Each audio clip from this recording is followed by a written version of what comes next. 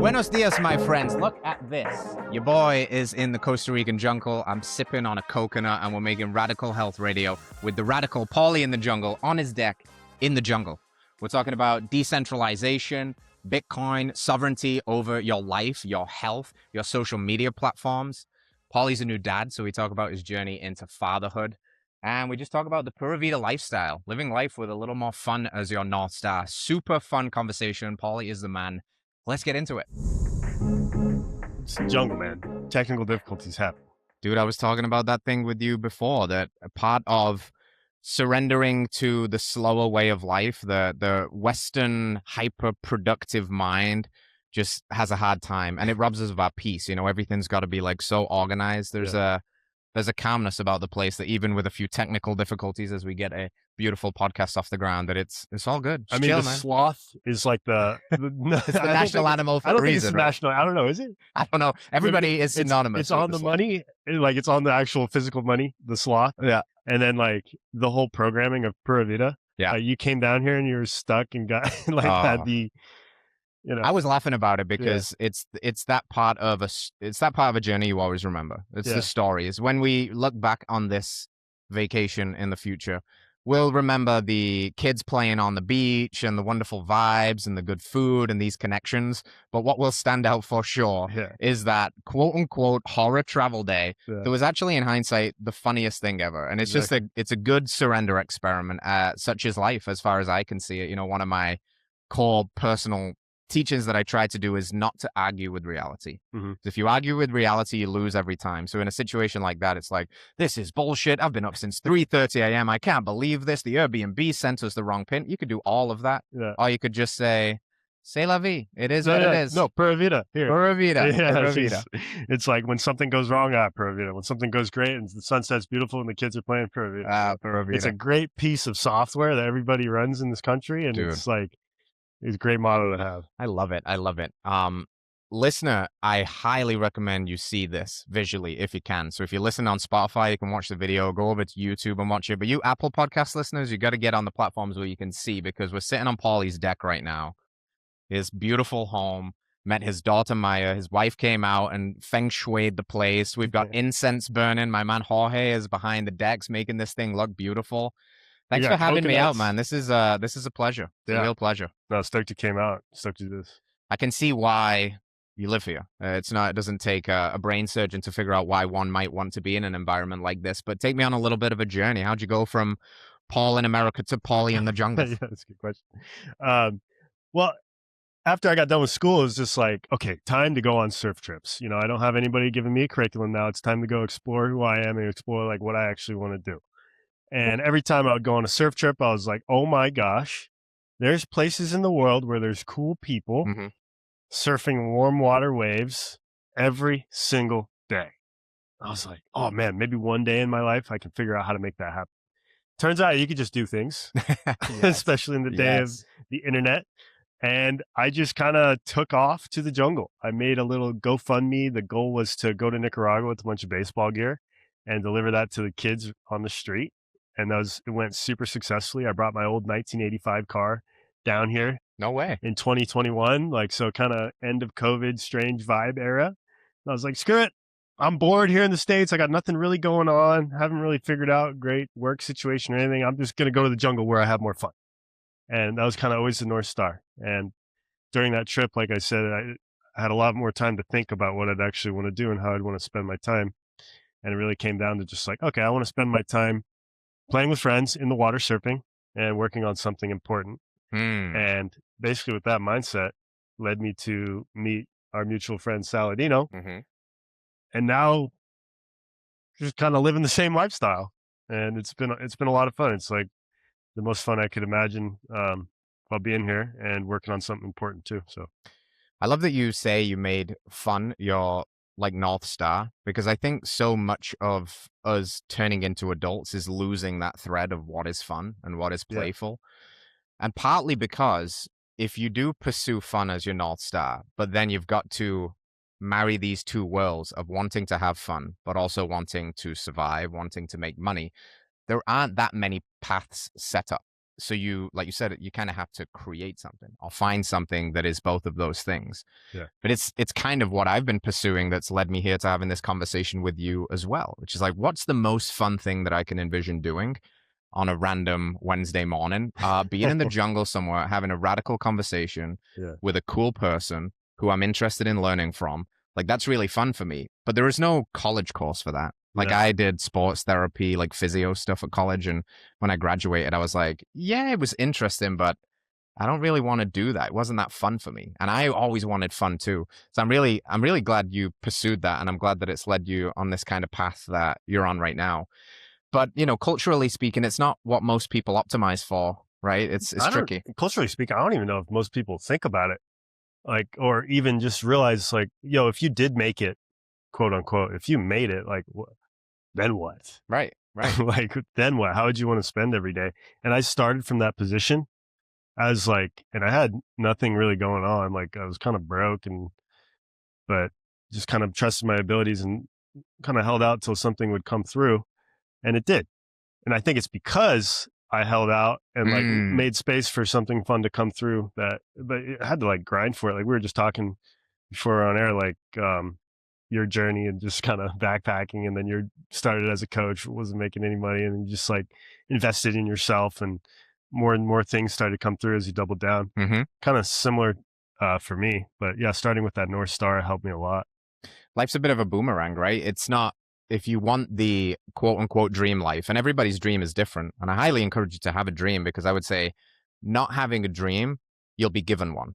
And I think the dream you're given, it's going to be enculturated into you. Your parents are going to give it you, or school's going to give it to you, or what the zeitgeist in your particular country, or your politics, or your ethnicity, or your religion. Like, you'll be given something. And that's fine, as long as you love it. But if you don't, then there's this tension again of like, what do I really want? Do I even know it's possible to be an adult and have fun and make money and live a life of meaning? And it is possible, because we see people doing it all the time. But it's so interesting in certain people's psyches. Well, it's not for me, or I couldn't do that, or it's just cool, or these are just hippies, you know, they figured out a cheat code. But it's like, no, there's, in a world of endless possibilities, it is possible if, like you said, though, you're willing to delay gratification a little bit, trust. You need a lot of trust on an adventure like that, because nobody's just going to come and go, oh, here's the most fun career ever, and you're going to have an awesome life. Congratulations. Exactly. Got to hold out a little bit. Yeah, and it's almost selfish too. Like, I read this book, The Virtue of Selfishness, which totally goes against like how I grew up in my programming, whatever. But it's kind of true. If you pursue like what is unique to you and maybe what you're uniquely carved out for, you're actually giving the biggest gift to the world. Yeah. Like, it's a virtue to go find that one thing, or those many things, or whatever is carved out for you. Yeah. There's this, the law of Dharma is kind of like baked into Eastern philosophy. And it's this idea that there is something that you do in this world better than anybody else could do it, because it's only you that could do it. And if you try to emulate anybody else's path, the best you could possibly hope for is to become the second best person at that in the world. So if I was just trying to become Paul Saladino, the best thing I could do is become the second best Paul Saladino. Or if I want to be the next Joe Rogan, if I'm trying to follow that playbook, the best you can hope for is the second best Joe Rogan, which would be pretty good. You'd have a very successful podcast, but it wouldn't be being the best you. Therefore, it wouldn't be being in your Dharma. Like, there's something that uniquely you can do better than anybody else can do it, because it's particularly tied to your unique story, your unique gifts, your unique proclivities, desires, quirks, weirdness, all of it, you know? So you've got to find your weird. And you've better be really bullish on that, I think. And you got to tell people about it. Like, we're social media and everything. If you the internet allows you and your unique niche to like get out to the world, allows you to be you and maybe carve something out for you to make money and everything. Like, I mean, we're talking about Paul again, like, it's what makes you weird in like high school or something, or middle school, is what makes you famous on the internet. Today, right? And just like anything that uniquely scratches your mental curiosity, you talking about that and sharing about it can bring a lot back to you. It's like the beauty of the internet is that I wouldn't have even known you existed without it. You know, maybe if I'd have just taken a random trip 20 years ago before Instagram's really a thing, we might bump into each other on the beach in the morning. And I feel like life is funny like that. If you were going to connect, you were going to connect anyway. So maybe on an alternate timeline, we still would have connected. It just wouldn't be with beautiful cameras and podcast mics. But the internet gives that wonderful, it's a blessing and a burden in so many ways, and we're going to unpack that today. You know, the advantages of it are massive, but the downsides of it, the corporate capture of it, the censorship of it, the addiction of it, there's so much to that conversation. But why I really resonated with you almost instantaneously is I'm interested in people that are just living the life, not just talking about it. Like, be about it, not just talk about it. And there's something that, I don't know, you can just kind of smell it on a person when they're different, or dare I say weird, in the best possible way, because they've just chose to. Have you seen the meme of the penguin recently? Oh my gosh, the penguin meme. You're the penguin. You know, you're one of the penguins. And I'm like, there's a penguin. I want to talk to the penguins. Why? Are you the penguin that is marching to certain death? You know, do you think that has that just always been in you from a young age? Do you remember? I actually don't think so. Yeah, right. I don't know. You? It's a very good question. I don't think so either. I think it takes like something's almost like got a break in you to realize, like, for want of a better term, like the matrix has got to collapse around you to see you're even in the matrix, so you can step out of it. So I don't know when I realized that, to be honest. Yeah, my matrix collapse moment, I don't even know if you could call it that. My just realization is right when I got done with school. I had this reactive arthritis episode. So I was like, okay, I got a graduate degree. I'm 24. I'm ready to go take over the world now. And then, like, literally the same week or week before I graduated, I couldn't walk. I lost 20 pounds from what I'm at now. I had my knees inflamed, wrists inflamed, had a fever for a month. And luckily, I was able to just go with my parents, and, you know, they took care of me, nursed me back to health. But it was like this enormous ego death thing. I'd always identified as being like this athletic kid, and, you know, baseball player, surfing was my thing. Like, you know, so when I was on the couch, right when I was about to go take over the world, that's what kind of like snapped me out and got me to start thinking on my own. And that's what got me into health. And then that's what got me starting to think about, like, well, whatever Bitcoin makes you go think about, that rabbit hole's deep. It makes you think about like money, government, incentives, etc. And that's kind of like started shattering and made me start to be a penguin. And then you go find like these people online that agree. And that could be for better or for worse, because it could just rabbit hole you and, you know, confirmation bias. It's really easy to find echo chambers on the internet. But that was kind of like the penguin when I started to become a penguin and started to think differently. Yeah. Did you have something shatter for you? Yeah, a few things. Health is interesting. It seems to be a consistent theme to a lot of people I talk about. There's something in the physical that breaks and almost causes us to simultaneously break psychologically and spiritually along with it. And then there's this rebuild that happens. And I once had a teacher tell me an initiation experience is when everything you believed yesterday to be true is no longer true today. Like the world has shifted in a strange kind of way. Like the Rubik's cube of how you see it is like different, and you've got to rebuild from that place. You know, breakdowns can lead to breakthroughs. So I had not as severe as that story that you talked about, but it was the realization that my physical health was nowhere where it needed to be. And I was young, probably around a similar age, about 24 years old, thinking about pursuing high-level athletics, and in a body that was just riddled with inflammation. Knees were jacked up, gut was a mess. Like, my farts were toxic, bro.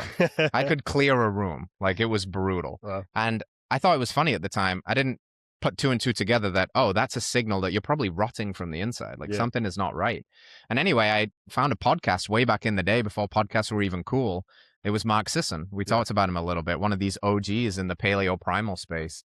And he talked about this crazy idea of like giving up gluten for 30 days and how it changed his life. And I was like, I'm eating a lot of bread. I'm eating a lot of wraps. And I often say I was a dietitian's wet dream because I was doing everything right. I was low fat. I was whole grain heavy, lots of vegetables, you know, no saturated fat and red meat. It was lean meats, just chicken. And I was doing all the right things and I felt like shit and I didn't look good. And it started me on that path. And I think it's similar. Like once you realize that everything you've believed about food was wrong, then everything that you believed about money might be wrong, and about school or the path or religion or whatever. Like it just, you can't selectively decide that this entire thing you believe to be true is no longer true and then not have it seep into your other realms of thinking, you know? They're super related. Yeah. Yeah. I mean, I remember doing my diet experiments too, because after that I was like, oh, maybe something that I'm eating is messing me up. Then I went down and got like blood work and like, okay, so maybe I can't eat that. And then what about this blood work? Is this even anything? Like, is this even for real, or is this just another gimmick or whatever? And then I tried carnivore during that whole wave, and it's super interesting to see how the body reacts to keto. And then, but like just growing up and realizing I did not think for 1 minute about the food I was eating. No, dude. At all. Like Gushers. I mean, no, my parents were a little bit above, ahead of the game. Like we weren't allowed to have the Gushers. Like I went to my friend's house to go steal the Gushers. But, we still had like packaged food and like Dino Nuggets, whatever, cereals. And I feel like we're in the same place where we were maybe in the 90s, early 2000s for like health, where we are in like digital health now. Yeah. Like we're all consuming content that's all algorithmically biased and just like, tuned for your lowest brain cells to hook you in. We're communicating through corporations that don't necessarily have your best interest in mind. We're using screens that are really emissive light that are just designed to suck you in, and then like the content's manipulating you with flashing lights and, So I think we're waking up to that now as we woke up to all the health stuff. Like there's such a big movement. It's in the White House. We literally just flipped the pyramid upside down. It's really amazing. did, dude. It was like us wackos and conspiracy theorists and animal-based bros that like got that message elevated to a degree. Like that was the wind in the sails. It got to the White House. Yeah. On the political stage. I think that is such a good analogy, dude, about the food and the awareness and everything that everybody's been learning. And even though there's still no great one consensus, people will still debate seed oils. People will still debate, is it carnivore? Is it vegan? Is it animal-based? Is it Mediterranean? There's always going to be debate, and healthy debate is good, I think. But we've just learned so much. But you're so right. The fact that nobody is really questioning tech, and it's just starting to happen now. I know Australia rolled out the restrictions around like not letting teens have it until 16 years old. Other countries are following. There's good, there's bad, there's mixed. But I think you're right. We have been consuming a junk food diet in the tech world, and it's built on amygdala hijacking nonsense, blue light, tons of flicker, EMFs that we're carrying around in our pocket all day long. And finally, I think we're just starting to have this conversation like we were having with food a few years ago, like, oh, maybe the stuff we put in our body radically impacts how we feel, how we look, our longevity. And maybe we now need to start having that conversation about the kind of stuff we're consuming through our eyes and ears as well. Yeah, exactly. Like vibes are real, man. Frequencies are real. It's all vibes, how does the Wi-Fi work? How does the colors work? All this, like, it's really cool to see that we're waking up to this and starting to make technology that's adapted for humans instead of us always adapting to the technology. Like, okay, we'll just throw the Bluetooth in our ears and not even think about what may or may not be happening. Yes. It's all insane. And I think we'll look back at it and there might be a section of the population that'll call you quacks. And then there's probably gonna be a section of the population that just like completely runs with this thread of making tech adapted for humans.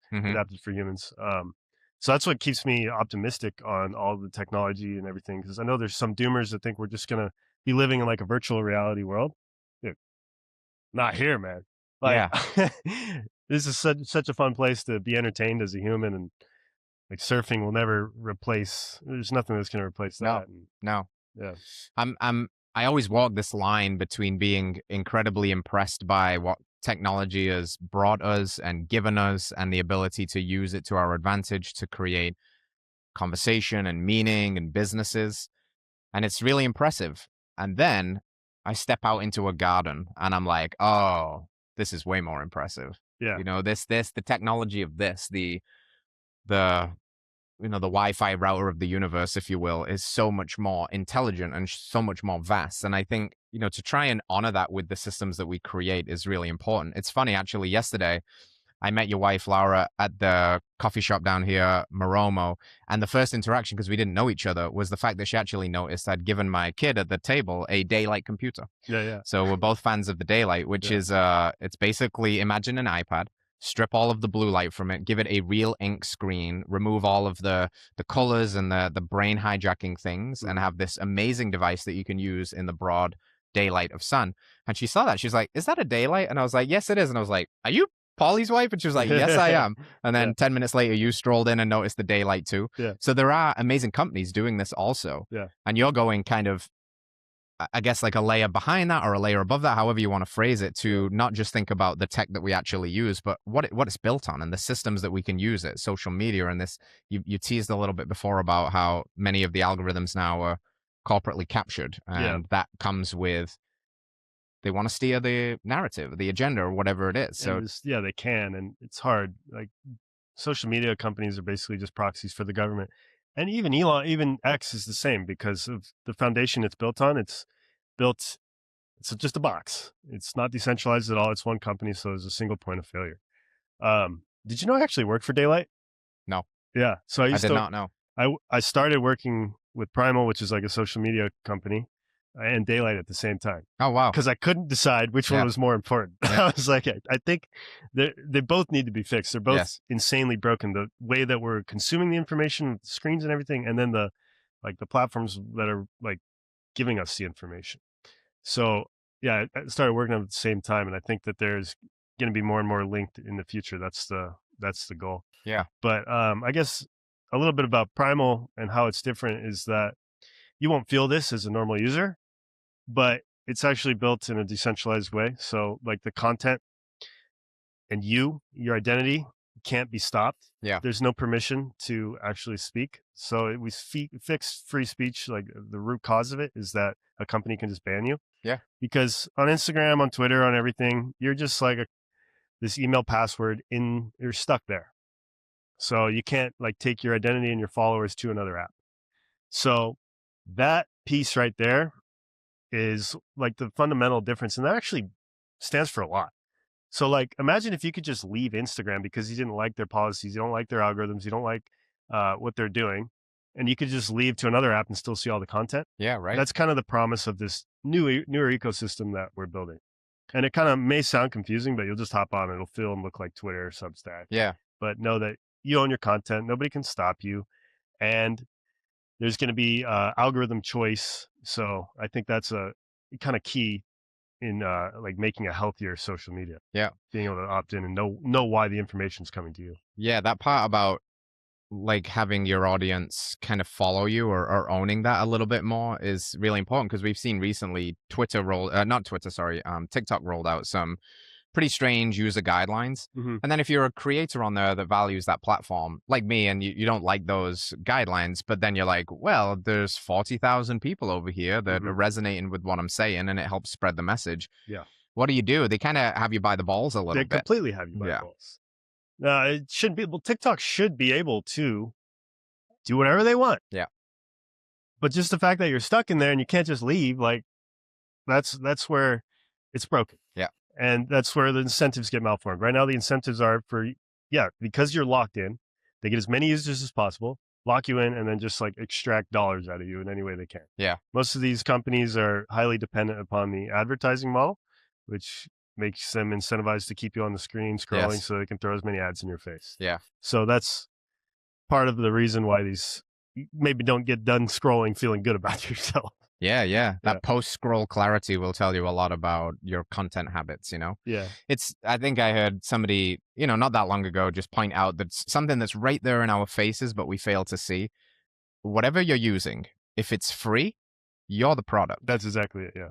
It's like, when I heard that, I was like, oh yeah, of course. Yeah. Right? I'm like, oh, this is so cool. It's free. It's like, well, is it really free? Yeah. And what does that actually mean? Sure, I'm not paying money to be on the actual app, but I'm getting my information coded and hijacked and manipulated. And it's not free because I end up buying useless shit that I probably don't need because I've been engineered and manipulated by a highly, highly intelligent, ever-learning, evergreen device that is living in my pocket that knows me better than I know myself in so many ways. Yeah, it's quite insane. And you could argue that that's almost useful too, but like to what extent? I mean, the surveillance capitalism model, I mean, it works, but I don't know if it's producing the healthiest humans. And it's like, we can look at all these things that worked and what people like to do. And it's beautiful that we can connect this way. I mean, memeing seed oils into the White House, like we were talking about earlier.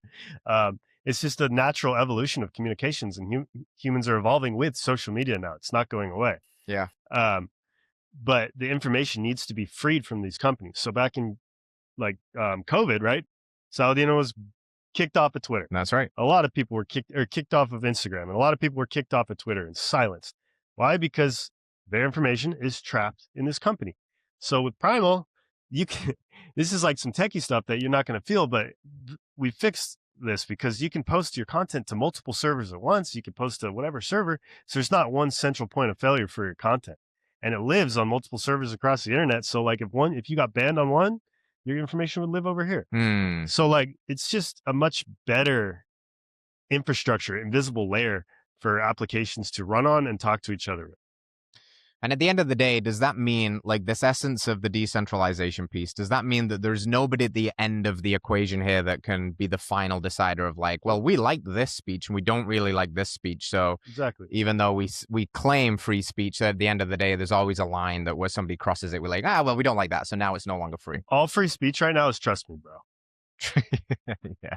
It's true. Yeah, it's true. And don't get me wrong, we could still ban somebody from Primal, but we cannot take away their ability to post to this ecosystem, and we can't take away their followers, which is powerful. Yeah. And I think the way social media should be run. And I think there's actually something deeper going on here too. The way we're creating for algorithms now. It's just the game, like we were talking about earlier. It is the game. It's what these platforms developed into. I feel like social media has completely lost its soul of just connecting with your friends and family. Yes. But yeah, now it's a way to like market and everything and get products out there, which is freaking beautiful. It allows anybody from anywhere to have a chance at making it. Yeah, we're creating for algorithms. Social media has kind of lost its soul. And like your message is constantly being adapted based on like what you think will pop and and it's not dependent on the people necessarily. It's like dependent upon these black box learning machines algos. So yeah, part of that concerns me a little bit. And like all of you exists in these little boxes that are designed to manipulate you instead of you posting from this thing that you own. Yeah. I think there's something deep there. And you actually maybe talk a little bit differently when you're just doing that, when you actually own that, and there's different algorithms and different apps and whatnot. So yeah, I'm curious to see how this continues to evolve. Yeah. It's very early. Yeah, it is very early. Yeah. I want you to try and help me connect these two worlds of money and this decentralized social media platform, because what came first? The money, the Bitcoin, the exploration of that? Where did you first learn about that, and what got you thinking in this way, and then how did it translate into these other systems like technology and like social media? Yeah, so when I got hurt on the couch with the reactive arthritis, whatever, it just kind of went down the Bitcoin rabbit hole because it was like, how am I supposed to make money?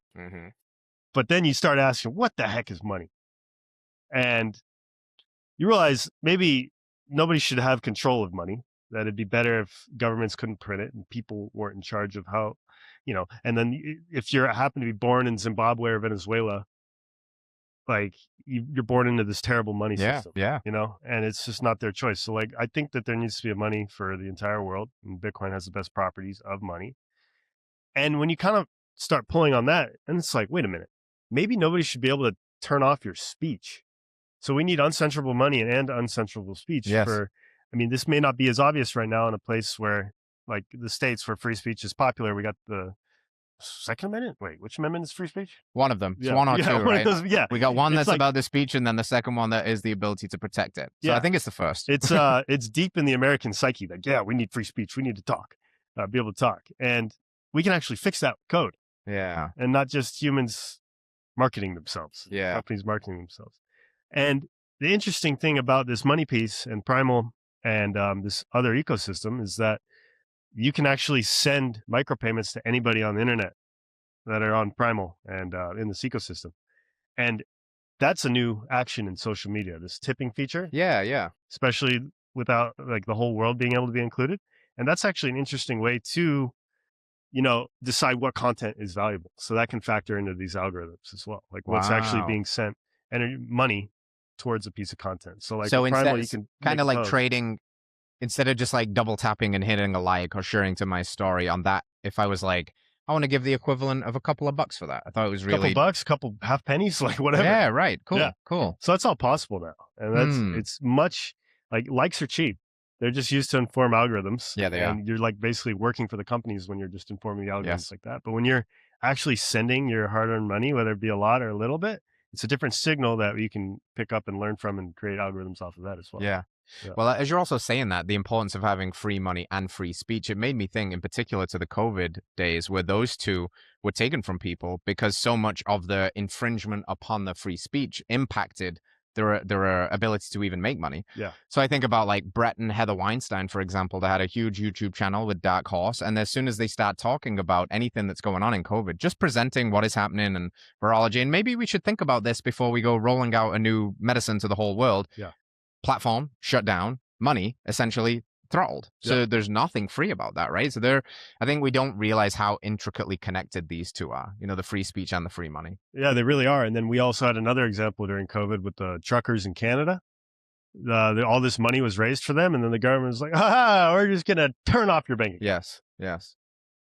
How much are governments trying to get their finger in this pie? Are they going to come out with their own rival of something like a cryptocurrency or an EBT? Yeah, so there's going to be CBDCs, central bank digital currencies. There's going to be a lot of different competing implementations of something like Bitcoin. There's all these different cryptocurrencies. It's cool the states came out and Trump's like super anti-CBDC. So what does that mean? Maybe they're going to go into Bitcoin one day, which has the values of like American money, in my opinion. But it's going to be a war. And the UK, where you're from, does not look on the right side of this whole situation. All of Europe. So the root cause, though, of all this is like asking for permission. If you need to ask for permission to talk online, and if you need to ask for permission to move your money, it's a slippery slope. Yes. Yeah, we might have times where we trust our governments and we trust the people.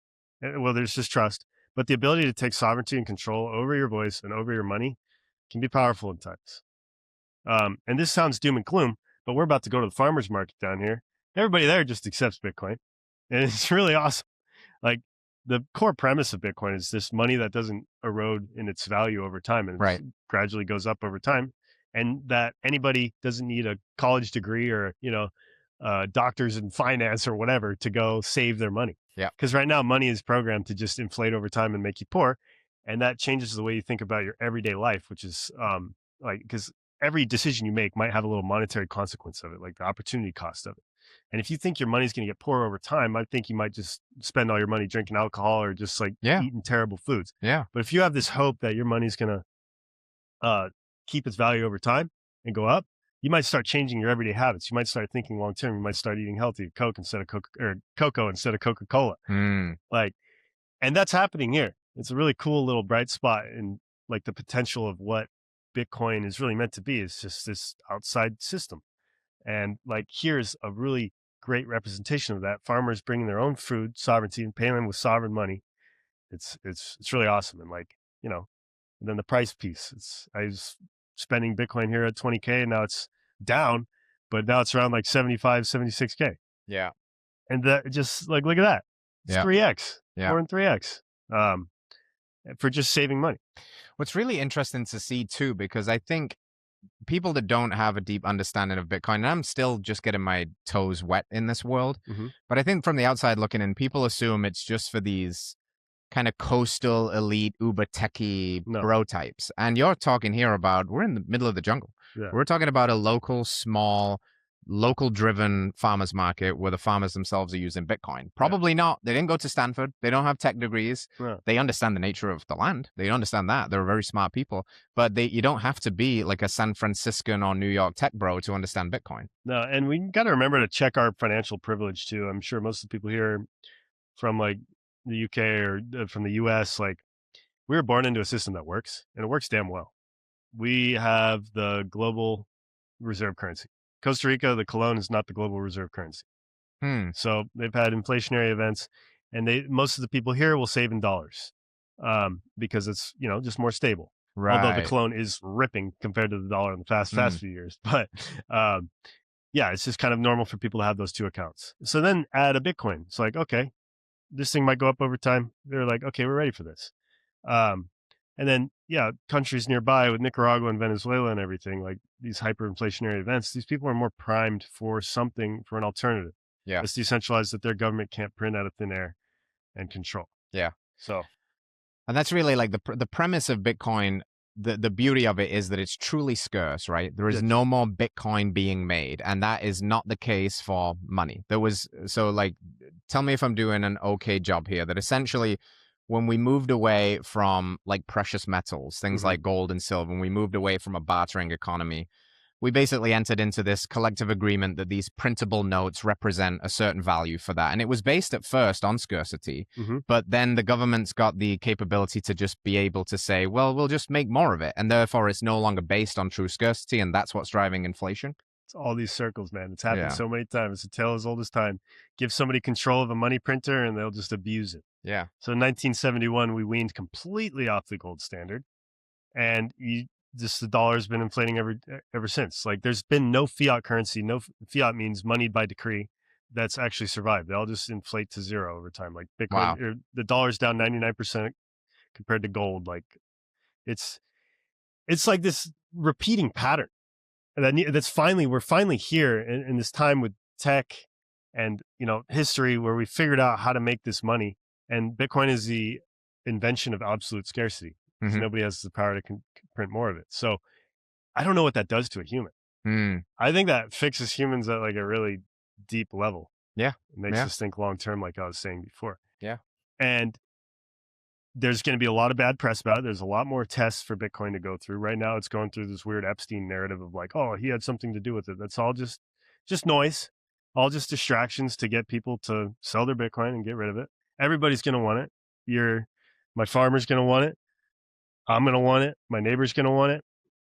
Governments that you like are going to want it. Governments you don't like are going to want it. That's just the nature of it. It's just this public utility tool, this neutral protocol that anybody can opt into and buy Yeah. and hold and take control of and Yeah. own. It's this perfection of property rights. Like nobody can take it from you. It's amazing. And you don't have to ask permission to use it. Yeah, I love the idea of that. And let's talk about that a little bit because you teased my native lands, England and the UK, and some of the stuff that they're rolling out with digital IDs. Yeah. For want of a better term, it gives me the ick. Because I think we've seen how that plays out, right? It's being sold. My parents were talking about this the other day. The kind of colloquial messaging that tries to package it and make it sound so good and so user-friendly is, oh, you know how many passwords you've got now and how many you've forgotten, and let's just put it all in one place. But this is not just your passwords for your Facebook or your Instagram. This is your bank accounts. This is your passport. This is your health insurance. This is all of it in one place.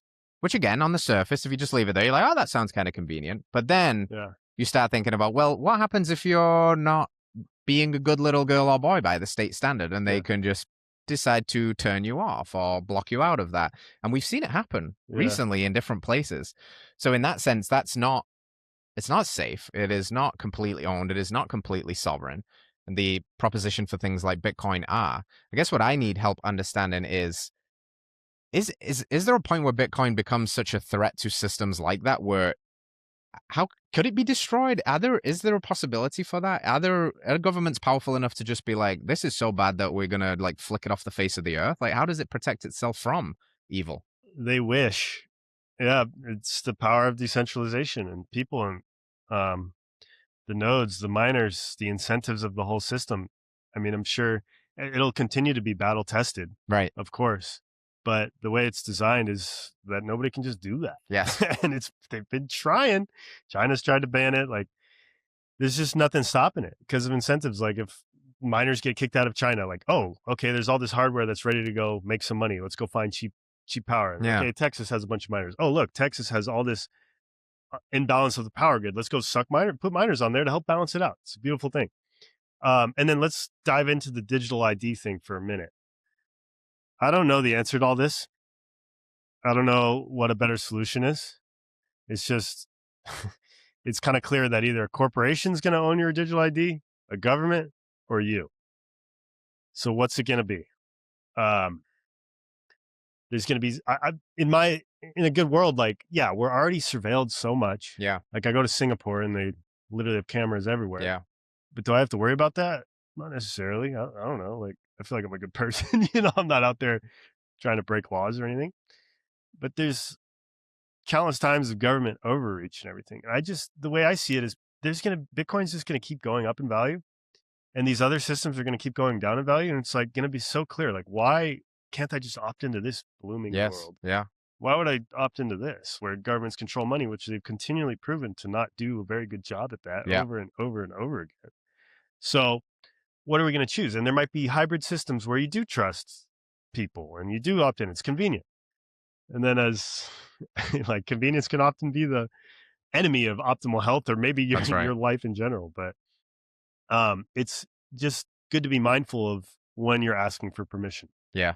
So it's a good rule of thumb, because if history doesn't repeat, it certainly rhymes. Yeah. You know, these institutions haven't historically acted in ways that engender trust, at least as far as I can see it.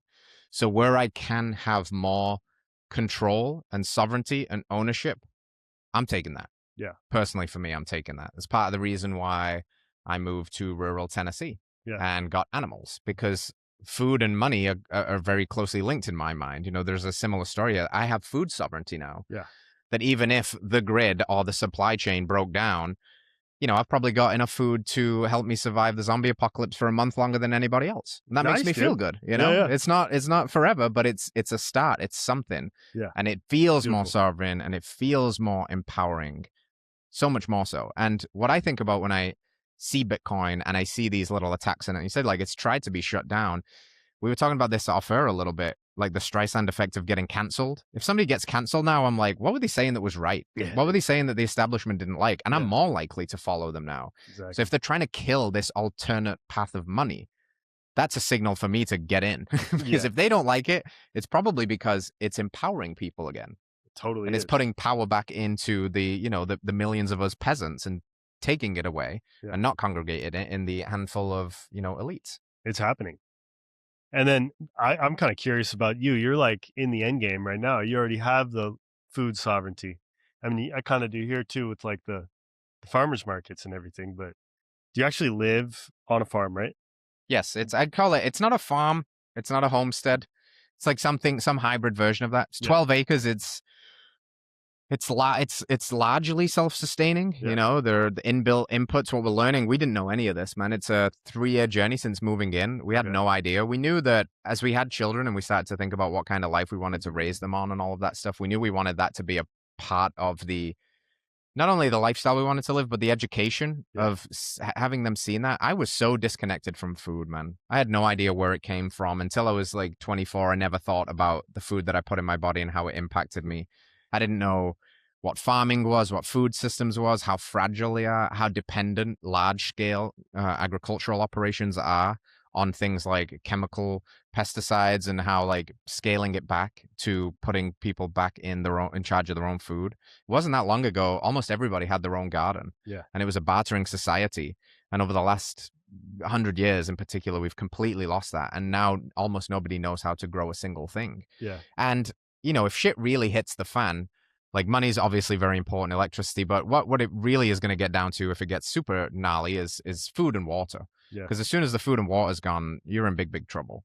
And decentralized money might be a path to that, but also skills and resources and sovereignty and good community and some good pigs. You know, they'll help through that. So it's been something I think about. I'm far from like hanging out in my doomsday prepper bunker or anything like that, but I'm aware that if shit were to hit the fan, I want to be prepared a little bit, and I want to think about it as holistically as I can. So this is why these are so connected for me. Like the money story factors in, the food money factors in, the health factors in, because what if all that happens and I've got all the money in the world and all the resources in the world, but I can't run a mile? I could never pick my kids up and get them out of an escape situation if I needed to. So it's a very holistic sovereignty system that I'm trying to think about and build. And that's why conversations like this really fire me up, because I'm lacking in this realm that you're specialized in.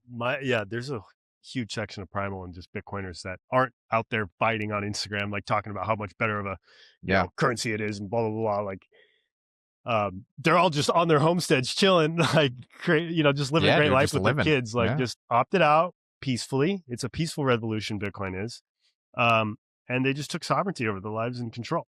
And it's amazing. And I wonder, there's a lot of people down here in Costa Rica that are just all into the fruit trees and growing fruit trees and having a garden and a big, farm and everything. And I wonder if that's the end game, or if I'm always going to want to fight a war, like get on here and, talk. And... dude. It's kind of in us, right? Like I love everything about like the primal, the word, just the primal encapsulates so much. when I originally started my social media, it was peak primal health. I was big bought into the primal messaging. When I saw your social media platform was called Primal, there's just so much that resonates with that because it's about not necessarily overly romanticizing the past, because I think we can do that sometimes. Yeah. It must have been so good, and I think it probably was very good and also very challenging, and they certainly didn't have the creature comforts that we have today. But we That's kind also of my thesis is like AI is going to put us in a place where we're become like hunter gatherers again, but with better toys. yeah, exactly, and exactly. games. Well, we can't not be hunter gatherers in some strange way, right? We're always Yeah. going to do it because it's like kind of coded into Yeah. the bones of what we are, which Or is is it? why or is it? So you think we're more monkey or more human or more machine? Like what's more? Because you like the creepy thing is like, or the weird thing is, you look at kids when they get into their screens and how fast they're able to learn stuff. It's like, man, are we more robot than monkey or not? Like, Yeah, it's a trip. I grapple with this question all the time. It's a trip. I've been consuming. Are you familiar with Terence McKenna? Yeah, a little bit. Yeah. So I've been consuming a lot of his stuff recently because I thought some of his last talks were around 1990. Okay. And some of the stuff he was saying back then is almost prophetic to how it is right now, like 30-ish years later. And he talked about that, actually. He talked about the fact that, and this is 1990, this is a long time ago, before chatbots and things like that, but he talked about how we were already basically emergent with machines, like becoming a part of them, thinking that they're just cool toys that we play with. But basically, I mean, we created them, they've integrated into our consciousness. And Elon Musk said on Rogan years ago, he's like, people are worried about AI. This is before the AI boom. He's like, we're already artificial intelligence to some degree because most people don't exist without their phone on their being and in their hand at all times anyway. It has become an extension of them. Yeah, I have no idea what's next, that extension piece, because like our parents couldn't have imagined this computer on us at all times. No. But then where do we have to draw the line? Yeah. Well, McKenna has this is really interesting because he was trying to basically come up with a unifying theory of what is this? What is life? Like big existential questions, right? Yeah. What's the point of it, I guess you could say. And he came up with this idea, he called it novelty theory, was what he was trying to prove. And his argument was basically that increasingly over time, if there is something like, he would call it an organizer, might be synonymous with a word like God or the creator. But if there is something like that, it seems that if you look at least at what's going on, that it's organizing for increasing levels of complexity. And every increasing layer of complexity is built on the last layer, and it's gotten more complex to the point where humans are clearly the most complex thing in nature because we're everything that biology is, plus psychology, philosophy, religion, tech. So we're incredibly complex. And he predicted, again, this was 30 years ago, he was talking about what this is going to, in his quirky little voice, what this is going to lead to is all manner of confusion, even in gender confusion and ideology. And he's just like seeing it all play out. And he's like, I think what he was talking about, it's all going to come eventually to this omega point, this culmination where all of this is going to literally reach a point where we're going to become the complexification of all of it, and it's all intertwined, and it's going to get super weird and radical. Which direction it goes, I have no idea, because I can see what you were describing earlier. It seems like there's going to be a split of people that like speed run the dystopian technocratic future, and other people that are like, let's run to the mountains and have a little community. To the jungle we go. Who knows, man? I honestly don't know. Yeah, it's a fun question, fun to think about. Do you think about that more now that you have a daughter? Yeah, a little bit. Yeah, because it changed. Like, it's a big question to think about. Your daughter's 5 months old, right? Yeah. I sometimes like try and have this thought experiment of like, what on earth is the world my children are inheriting by the time they're 18, for example? And I cannot comprehend it, dude. What on earth? I can't see it. I mean, there's definitely some people that can see it. Bitcoin's been predicted for forever. I mean, devices and social media has been predicted. So I guess you just got to find your Terence McKenna's out there and keep thinking about it. But yeah. What has becoming a dad done to you? How's it changed you? How's it changed your being, your philosophy, your own approach to life, everything? That's a good question. Yeah. So having a kid was always the one thing I knew I wanted, but I was always scared of it. Oh, it's terrifying, dude. Yeah, of course. I was like, it doesn't really sound fun. Like, dude, changing diapers, sounds like a lot of responsibility this thing all the time. But the whole Jordan Peterson thing's correct. Like, the more responsibility you take on, just the better your life is. It's insane. yeah, so I've learned that, and it's so much fun coming home every day. Like, even just from a surf from a couple hours, like, I crave baby smiles. Yes. Yes. I absolutely crave baby smiles, and I wanted. Now she's 5 months. I already forgot what she's like when she's an infant, so we got to have like 12 more. Yeah. Yeah. It might be dependent on Amore, but yeah, it's always something I knew I wanted. And oh man, seeing it how it brings the families together. Oh, dude. Oh, it's beautiful. Like, she's the first grandkid of both of our parents, so she's extra spoiled. And then just watching our friends play with her, passing the baby. We're at a restaurant last night. The chef's just walking around with the baby. Yeah. Yeah. It's like, oh man, this is so cool. And like, she's got all these friends and people watching over us. You know, it's been so fun already. And I think as more of them, and I hear as they grow older, right, it becomes even better. I think so. Yeah, Yeah. like they That come more depth, online. man. Like I got one belly laugh out of her, and it melted me. You know, it's amazing. And yeah, it's like, man, should I not have put this off all the way to 32? I mean, that's young these days to have a kid, I feel Yeah. like. Yeah. But feel like that's what we're just on here to do is Yeah, man. be You fruitful and got a good again, depends on wifey, but you got a good decade ahead of you to pump as many out as you want. That's gonna be happening. They have the rougher end of the deal with that, you know. I would say so. Yeah, I witnessed that go down right over there. Yes, that was the site of the birth, right? Yeah. Isn't how crazy of an experience is that? Oh my God. That's a trip. That's a trip. That's a trip. Yeah, we had one beautiful moment. Oh, it's still fresh. Guess I'll tell it. Like, she had kind of been in pre-labor for the full day, and then when I knew she was starting to really get into it, it was just like, dude, she has to work this hard just to get my baby out of here. Mhm. I'm so glad I married this woman. Like, this is what we're here to do. Like, we're here to raise this child. She has to work so hard, and so beautiful. It's so clear for a minute. Yeah, It's amazing, major man. blessing to have her. It's funny to hear you use the word fun again, which is awesome because you go through this tug of war in your mind initially, and the thought of having a kid is, I think, what most people go through, especially men, a little bit selfishly, is like, oh, this is going to be so much responsibility and it's going to change my routines. And what if I can't surf as much or whatever? You know, you've got to get through that. But then that seems like the antithesis of fun. And you've made your North Star to have fun and like be carefree.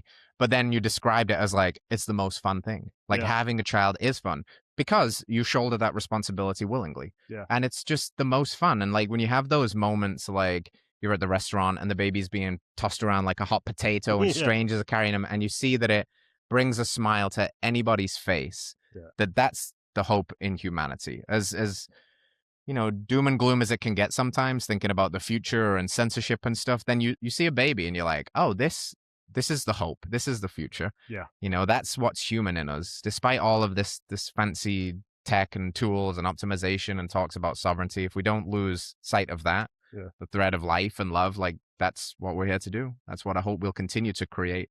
Not just better, more manipulative algorithms, you know, actually like some really cool technology. Yeah, I mean, we got to bring it back to Star Wars. Like, yeah. Literally, the way tech is set up with our money and the way we communicate, our speech and social media, is literally just empire tech. Mm-hmm. These people control what you see. They have the complete ability to do that. They can shut you off at any time. They can shut off your money.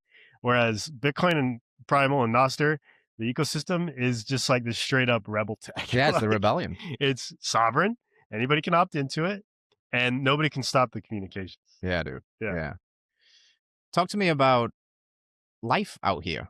Talk to me about just, you know, I think one of the things I spoke about it on my Instagram yesterday, just I can feel immediately, is how important an environment is to your health too. Like, I often say it's hard to heal an environment you got sick in. That could include your external or your internal environment. You might have to change a lot of stuff in here.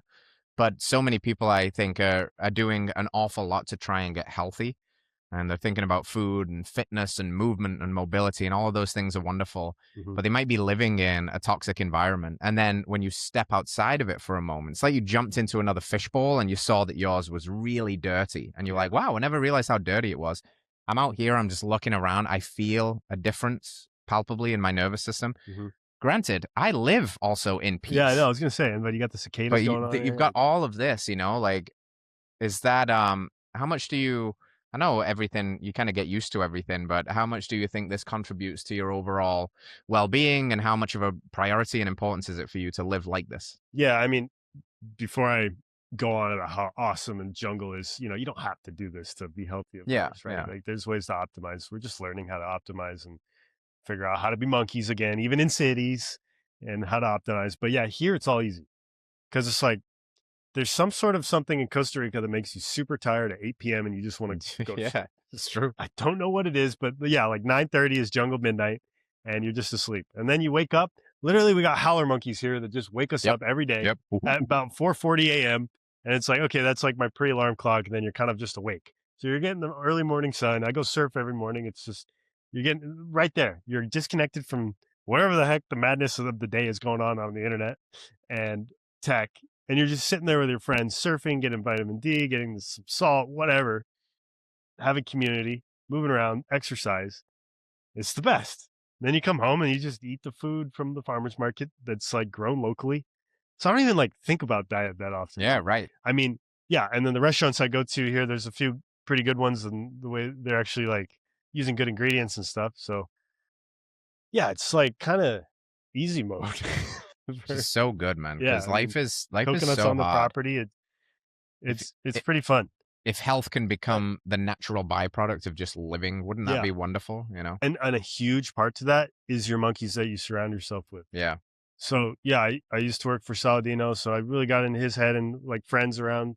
It's just like, oh, I don't want to go do XYZ all the time. Like that'll just make me feel bad. And like if my friends aren't going to go do that, I'm not going to go do that. yeah, So who you have around too is very important, and just setting up your environment for success to yeah, the degree that you can, yeah. and not kicking yourself in the butt if you can't do it all perfectly all the time. Like that's just as much of a disease as like, actually living in an unhealthy world. If you're just thinking you're unhealthy all the time, you're going to Oh be my unhealthy. god, Like, dude. no, dude, you can be healthy wherever you go. But yeah, going outside, and I mean, we basically live outside here. Don't spend much time inside. I think that Yeah, has a lot to do with it as well. yeah. Um, yeah, it's it's a lot of fun down here. It is. It is. I can say, and I'm glad you made that point about like dropping the perfectionism too. You Yeah, know, that's one of the paths that I think a lot of us that get involved in health, we have to go through like maybe a more extreme phase yeah. where we like get too much in the unhealthy obsession with health to realize that that's actually not healthy. And that's actually, it's good to develop a sense of discipline in there too. Like I think all dudes should try carnivore, Yeah, right. because like just to know you can say no to everything Yeah. else, or like fasting, just to All know fasting, that yeah. you can get through for 3, 5, 7 days, whatever, one day even, it's super powerful. Yeah, it's big, dude. It's Yeah. big. But yeah, the stress of trying to be perfect is often more damaging than the imperfections are, you know. And I I think think we so. were driving yesterday and we'd only been here a couple of days, but my wife was she's just driving, we're not talking. She's like, stress is the most toxic ingredient. And I was like, wow. She's like, it's not seed oils or gluten or whatever. She's like, it's stress. I even think that's proven, but yeah. Yeah. And I was just like, you're right. Because she was just looking around like everything's slower here. Yeah. And people are healthier. Are they perfect? Or, they probably don't even the locals don't know about seed oils. They probably won't need to. They'll still probably do better than most of the people in the West because there at least doesn't feel like they're running around with this ambient anxiety and like constant need for just hustle and grind. It just seems a little more tranquilo. Yeah. And I think that's big. Yeah. I mean, still part of me, it pisses me off. Like the normal grocery stores down here, they have this suggested cart and it's just full of absolute garbage. So there's Yeah. still a long way to go, because this country's super abundant. Yeah. Fruit year round. Oh, yeah. You can get beef nearby. The markets are flowing with milk and honey. Yep. Like, come on. Yep. Like, what else could you ask for? It's absolutely amazing. So yeah, it's pretty simple to optimize for health here. Yeah. But it's just become like a byproduct now. It's like I don't even not really tempted by the other stuff, and like it doesn't even feel like a discipline thing anymore. Yes. It just is. Just who you are. Yeah, it's just become where I am. And that was definitely a lot harder in the States as well, for some reason. Well, I think it's like we've talked about incentives a lot today. Incentives drive outcomes. If you think about that from a social media perspective, it's manipulation and addiction to keep you on the screen for longer so they can sell you more useless shit that you don't need.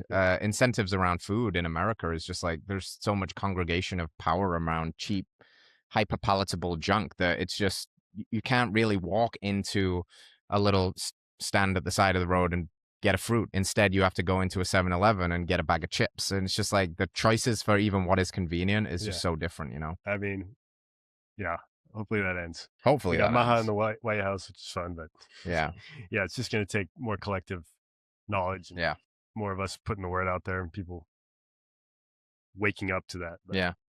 Does this feel like home for you? Is there any? You know, yeah, does it always feel like we're here for the long haul? With the family and stuff, though, like it is not normal to move away from your family.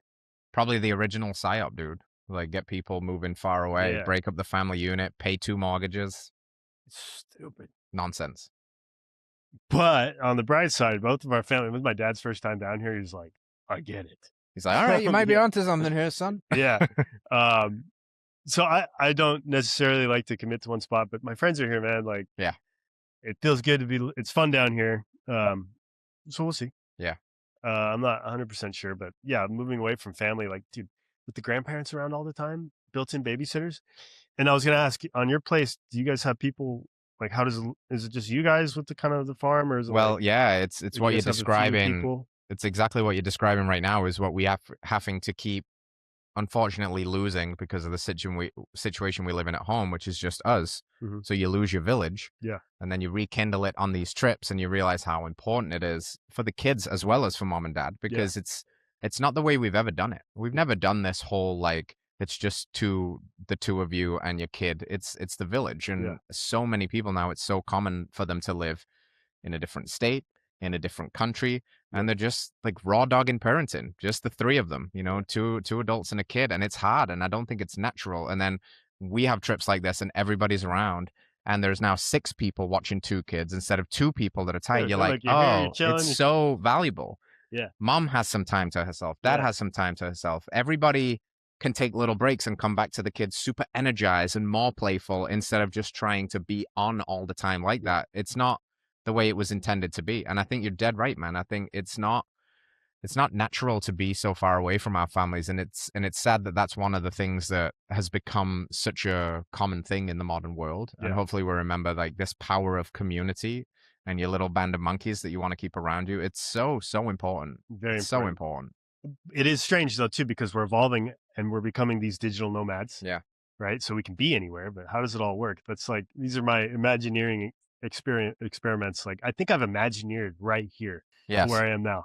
But the next piece of, like, having a bunch of kids, how am I gonna do that with a bunch of, like, is there gonna be other families on the same lot? My parents gonna move in? Like, how's all that gonna work? And that's what I'm trying to call in and figure out in my head. Imagineering, that's a really cool term. Yeah, I learned that from some hippie in Kauai. Yeah. the hippies have all the answers, man. Man, all figured out. Fuck, I get more woo-woo by the month, day, dude. It's like, damn. It's hard not to be. Yeah. It's hard not to be, especially when you move out here and you're so in touch with the land and the elements and the nature. It's hard not to get a little woo. And the problem with it, I'm as woo as they get, you know. Sometimes I just keep it a little closeted, but if you want to open the woo doors, I'm like, here we go. Because the problem is, like, the more you lean into it, the more of it circulates again in your life. It's like that boomerang. Mm-hmm. So the more you know, you trust in God or the divine, and the more you surrender to that, and the more you're in it, the more of the flow of it can move through you. You know, if you try and shut it all off, you build little dams, or no, that's a bunch of nonsense. It's like, okay, but then you're not going to experience the magic. So wait a minute, I have a really profound question for you. Why'd you cut your hair? I was gonna ask, because, like, you had long hair. I did, and sometimes I feel like I'm gonna cut this and I'll just lose who am I. And it's like, no, I kind of need to do that. I gotta have this ego death thing, but, like, well, you know, that's kind of what it was, man. Mm-hmm. I feel like every now and then I need to Control Alt Delete, you know, and there's been various moments in my life that have been very pivotal things to do that with. Having children has been one. Heartbreak has been one. Psychedelics have been others. Like moving countries. There have been initiatory moments that span. They're not super frequent. If they were super frequent, they're probably not getting the integration period they need. Yeah. You know, like the last time I went into a psychedelic ceremony, for example, was over 2 years ago at this point. I'm not one of these hippies that's like, oh, I drink ayahuasca every weekend, because you're not getting the message. You're not integrating the wisdom, you know?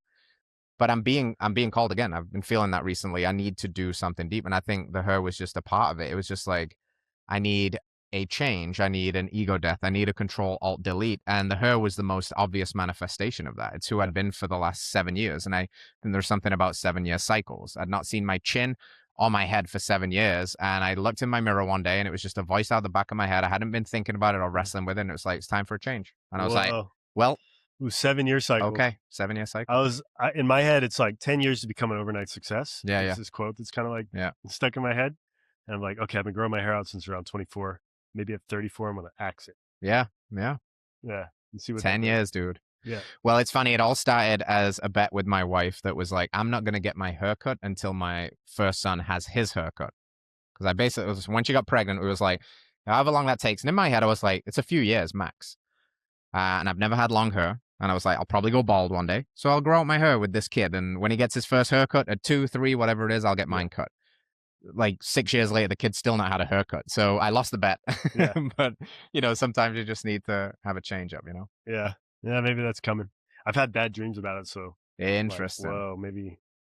Well, they say there's different schools of thought, but they say your hair holds a lot of energy. Yeah. And some people say that energy is wisdom, but some people say that energy is also the stuff of things that is now time to just energetically cut ties with. All right, that served you, and it's time to move on, Yeah. You'll definitely run a lot cooler, I think, in the jungle. Probably.